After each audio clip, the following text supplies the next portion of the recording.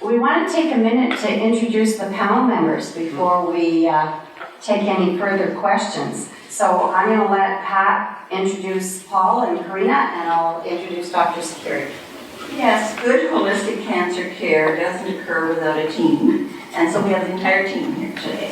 So we've added, along with Dr. Kapoor, we've added Paul Carrier, and Paul Carrier is currently a counselor and supported in palliative services program at the Regional Cancer Care Northwest at the Thunder Bay Regional Sciences Center here. He's responsible for attending to the psychosocial needs of patients and families and caregivers.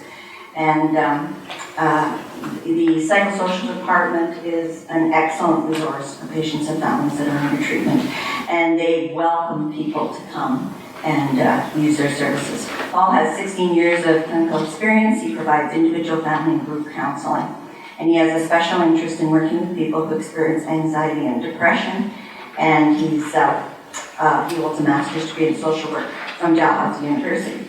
And then beside Paul is Carin Setala, and that is when you're being treated at the cancer center, your primary go-to person is the oncology nurse. And so Karina is currently a primary nurse in medical oncology. She holds national oncology and palliative care certification. She's been full-time at the cancer center for 5 years, and previously she worked for 20 years in the inpatient oncology unit. She has a special interest in vascular access, so it means she can start those IVs and put in those lines really well. And I'm going to hand it over to Deb to introduce Dr. Sicker. It's my pleasure to introduce Dr. Sicker because she's my oncologist. Dr. Sicker is a medical oncologist and hematologist at Thunder Bay Regional Cancer Center. She completed her undergraduate education in biology and biochemistry at Columbia University and attended the New York University Medical School, where she received her MD. She then went on to complete her fellowship in internal medicine at Downstate Medical Center and her subspecialty training in hematology and oncology at Albany Medical Hospital in New York. Dr. Sicker began her career in 1982 as an assistant professor of medicine at the University of Oklahoma Health Sciences Center. Since 1987, she practiced as a staff medical oncologist at the Windsor Regional Cancer Center until joining the Thunder Bay Regional Cancer Center team in October of 2008. In January 2009, she was appointed as a medical oncologist and hematologist at the Thunder Bay Regional Cancer Center, Thunder Bay Regional Health Sciences Center in Regional Cancer Care. So we have handed your questions over to the panel, and we'll leave it to their discretion to decide who will answer. And we're going to go with the Kenora site first for questions, and I'll put it over to the panel if you have any. Kenora? Yes, thank you. What I struggle with is knowing what criteria is used to change treatments. For example, to go from Votrient to the second line of treatment drugs. Is it the number of metastases, or is it the timing between metastases, or is it the ability to tolerate the treatment? And I'll give my specific example. I had a radical nephrectomy in 2005, was good for a number of years, then in a 1.5 span went to the lung, the scapular spine, and 2 areas of the brain. So we look at two things called what's called clinical progression, and the other one's radiological progression. What that means is if you feel worse, so if you're losing weight or feeling unwell, if you have more pain, those are signs of clinically things are getting worse, and then that will be a sign to perhaps the drug is no longer working and to look at changing drugs.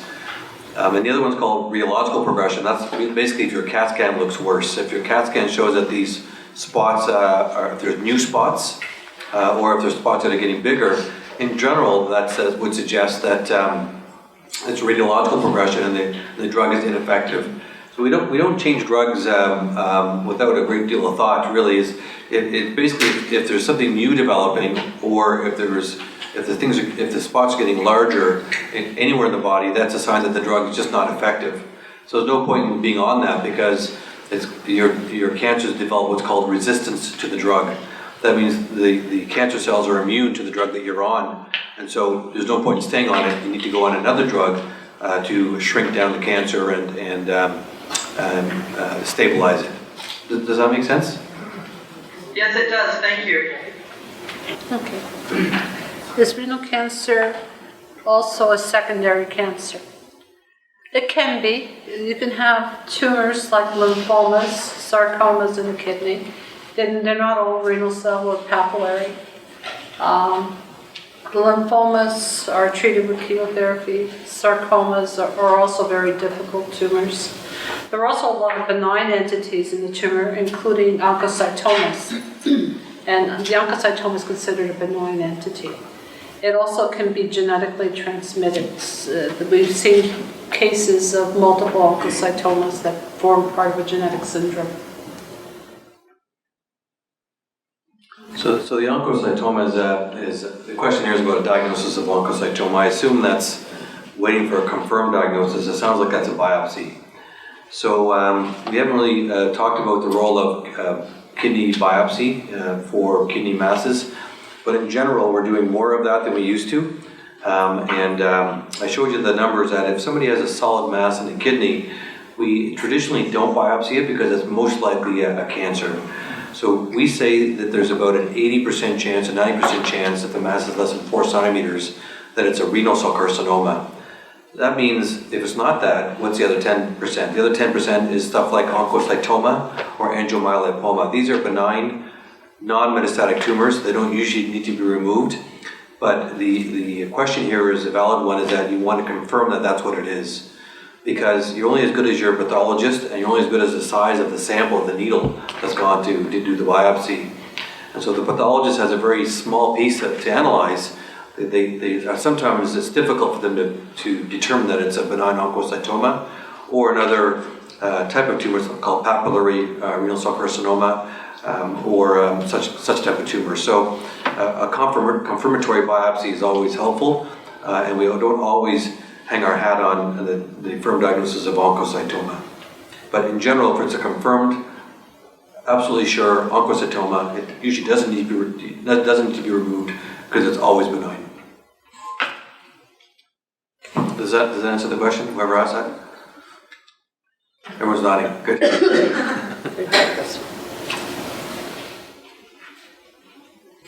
That's an excellent question as well. So, should a stage 1 renal cell carcinoma diagnosis have a referral to oncology post-surgery?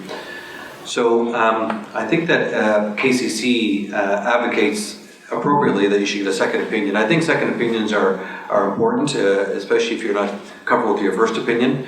Most surgeons or oncologists don't worry about that because it's really about what's best for you as a patient, not what's inconvenient or whatever.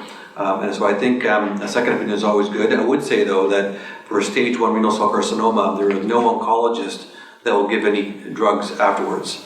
So if you have stage 1 renal cell carcinoma, that means a tumor that's less than 7 centimeters.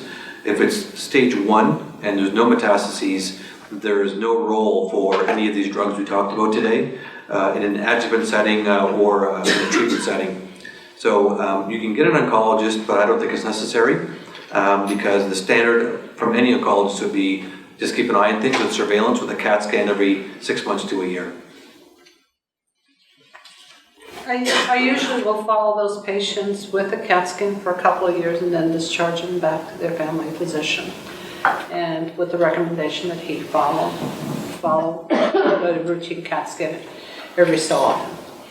So that's a good point. I think in some facilities, it sounds like here as well, is that the urologist operates and then the medical oncology does the follow-up. But in our city, the urologist does the surgery, does the follow-up for that patient. The follow-up is the same. There's guidelines for that, which is a CAT scan periodically to make sure the cancer doesn't come back. These cancers can recur 10 years, 15 years down the road.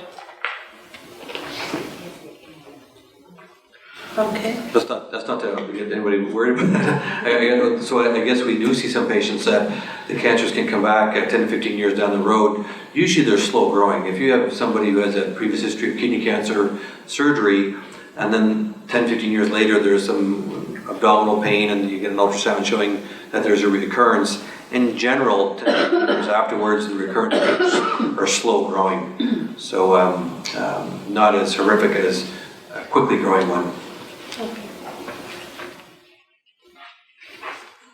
So does kidney cancer run in families? My mother passed away 5 years after right nephrectomy. She was told it wasn't cancer at first because it was encapsulated. She underwent radiation at Sunnybrook. So She recurred late. yeah, so she looks like she reoccurred, unfortunately, and had radiation. So I'm sorry to hear that. Does it run in families? Absolutely, it can run in families. So there's some recommendations, I think, in your booklet. I think the KCC is giving you some papers in there. If there's more than one person in the family with kidney cancer, we recommend genetic testing.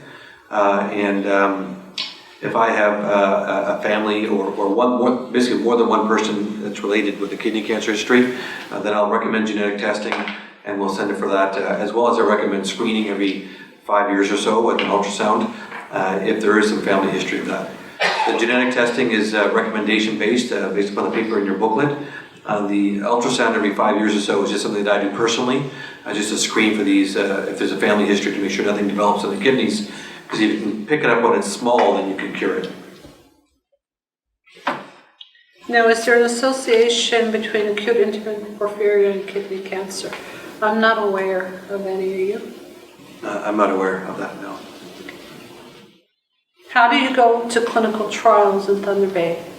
Well, we are part of the Princess Margaret Network, and so we're working on opening trials that Princess Margaret has here. We work with Princess Margaret, but we don't have any active trials right now.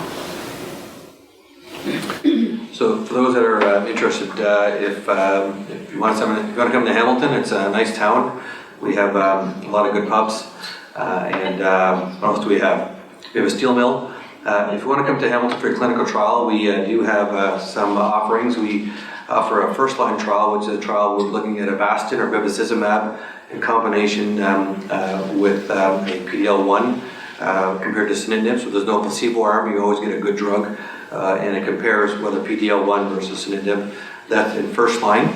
And the other, we have a second-line trial, which is a second-line trial of a PD-L1 versus Sutent as well. So we do have a first line and second line trial, but you'd have to come to Hamilton. Why is that? Why can't it be run here?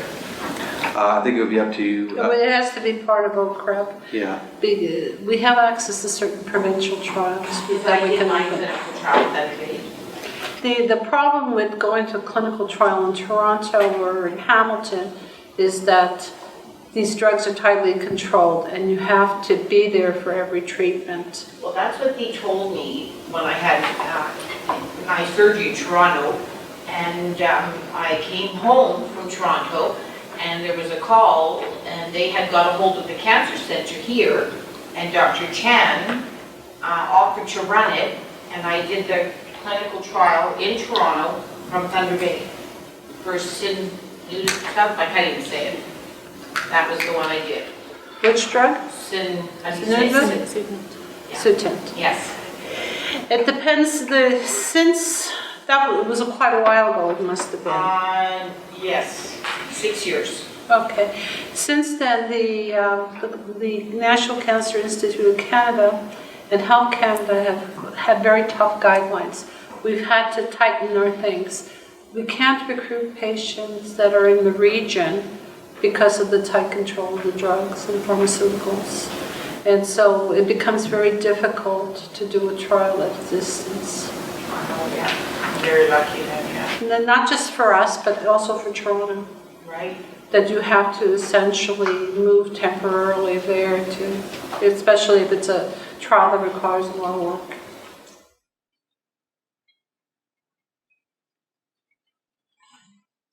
Now, what do you think of BCG?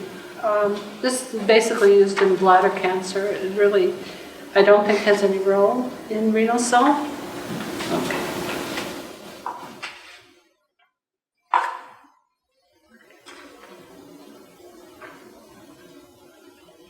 That might be for you. I had my right kidney removed, well, not me, somebody in the audience had the right kidney removed 10 years ago and getting some urinary tract infections, which are not working. Is there anything else I can do? Urinary tract infections are not related to kidney cancer in any way. So if you're getting urinary tract infections, you do need to see a urologist to get a cystoscopy or a cystogram, and it's a complete bladder issue. It's not related to the kidneys. If you get an infection in your kidney, it's characterized by flank pain in your side, high fever, and that's called pyelonephritis. If you have pain in your bladder and a UTI, then that's a bladder issue that's not related to your kidney. You might have a resistant bug too. There are a lot of these resistant bugs running around. You can't clear them with regular antibiotics. Yeah, and taking vitamin C is good, and I would say though that I don't see cranberry on this list, but cranberry is supposed to help prevent bladder infection, so take some cranberry, but not too much cranberry, because too much cranberry causes kidney stones. So you just can't win. So the last question here is, can you tell us a bit about the role of SBRT for the treatment of metastatic nodes? And so I think it's a great question. It's probably a planted question, I bet, wasn't it? I knew it. So this is an excellent question. So part of the discussion is that there's a old feeling out there that radiotherapy doesn't work for kidney cancer. That's changed in the last number of years, and radiotherapy does work for kidney cancer. And so if we have patients that have some spots in their lungs, and some of the spots grow and some of them don't, we get very frustrated as doctors and patients saying, why are some of them growing and why are some of them not, and what's going on here? We do know that sometimes the biology of the spots that grow versus the biology of the spots that don't grow can be different. And so what we're doing now is a new paradigm where we're doing radiotherapy to those spots that grow. That's just for what's called oligometastatic disease, but also if you have a single spot in your lung or a few spots in your lungs that are not amenable to surgery, then radiotherapy can also potentially cure that. We also have radiotherapy for lymph nodes along the aorta where the kidney used to be. All sorts of new roles for radiotherapy that can potentially cure the cancer that should be considered. So I think that the message here is that there's a role for the radiation oncologist to be involved in giving an opinion. And you have a great guy today. I just met Mr. Dr. Carin. Yeah, and so he's also interested in SBRT for oligometastatic disease. He's on top of his knowledge base in this field, and a great opportunity for patients. If you have a few spots, you can radiate those areas in combination with sutent derpazopanib, and there's also again a role for surgery. Even if you have if there's a patient with a lung spot and a kidney mass, the best option is not to just take out the kidney and go on sutent. The best option is to take out the kidney and take out the piece of the lung, because you can have up to a 50% or higher cure rate with that, whereas the sutent will just suppress it. So it's better to try and resect that stuff. We were telling the story about a patient I have in Hamilton who has had 7 metastasectomies, where he's had 7 surgeries for a spot in his liver, a spot in his lung, a spot in his pancreas, and he's had these pieces removed. And that's a lot of surgery, but he's still alive and well 9 years later. So there's always a role for surgery, radiation, and the medical oncology to work together to do the best job. Is that what you want me to say? Do I say something? That's fine.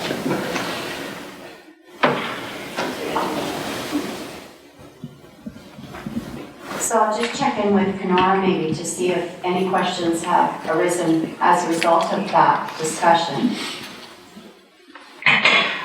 No, but I would just like to take this opportunity to say I think this is great that we can have this caliber of discussion in Northwestern Ontario. I wish I lived closer and I'd be there. Thanks. Thank you. Is there anyone here that has any other questions? I just want to, we didn't have any questions directed at Paul or Karina, but I want to make a comment about the role that they play in our care, because I certainly have used supportive care in driving, and it's helped me through a lot of really rough times. So if you haven't taken that step and you're feeling that you could use some support, I'm sure that Paul's department here at the oncology department would be really pleased to help you. And Karina, I'm from Dryden, and there are 2 fabulous nurses that work in the oncology department in Dryden, and they have pointed me in the right direction so many times when I was dealing with some pretty nasty side effects from Sudent in particular. And they're always there to say, well, Deb, if we don't have the answer to your question, we'll find it. So, so kudos to those nurses that work in oncology and supportive therapy.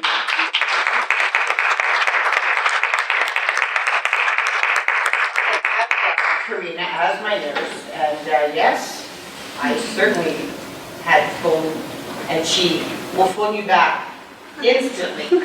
We're like, okay, now I've got the sores in my mouth, and now I can't eat, and I've got diarrhea a few days later, oh, I've got something else wrong. And she was there with me all through, and I actually thought I could do this on my own. And there was a moment when I entered treatment, maybe it was just a really bad blue day, very, very sick this one particular day. And I phoned and I said, I can't, I don't think I'm going to be able to finish this trial, I don't think I can do this, I'm done. And they advised me then to go over for counseling, and it was a whole different ballgame. Everything changed.